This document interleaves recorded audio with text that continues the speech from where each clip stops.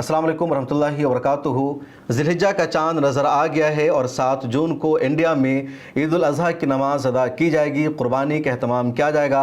اب تمام لوگوں کو عید الاضحیٰ کی قربانی کی پرخلوص مبارکباد۔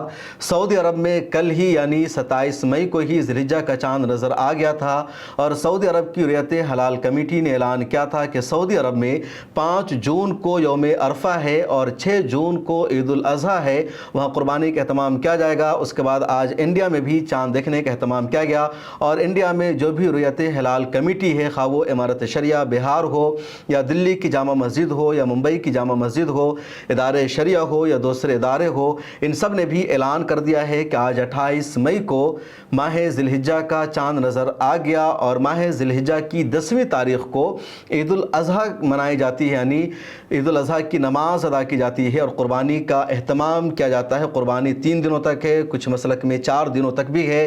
تو 7 جون کو عید الاضحیٰ کی نماز ادا کی جائے گی پورے انڈیا میں اور قربانی کا سلسلہ شروع ہو جائے گا۔ اب تمام لوگوں کو قربانی کی، عید الاضحیٰ کی پرخلوص مبارکباد۔ قربانی کی بہت زیادہ اہمیت ہے، فضیلت ہے، بہت اہم تہوار ہے۔ اسلام میں کہہ لیجیے مسلمانوں کے لیے 2 تہوار ہے سال میں، ایک عید الفطر کا اور دوسرا عید الاضحیٰ کا۔ عید الاضحیٰ کو اضحیٰ اس لیے کہا جاتا ہے کہ اس میں جانوروں کی قربانی دی جاتی ہے، اللہ کے راہ میں جانور کو ذبح کیا جاتا ہے اور عاقل بالغ مسلمان جس پر جو ایک نصاب کا مالک ہوتا ہے اس کے لیے قربانی واجب ہے، تو قربانی کا اہتمام کرنا چاہیے۔ قربانی کے گوشت میں دوسرے لوگوں کو بھی یاد رکھنا چاہیے۔ تو اب تمام لوگوں کو عید الاضحیٰ کی پرخلوص مبارکباد۔ پھر ملاقات ہوگی، مجھے دیجیے اجازت۔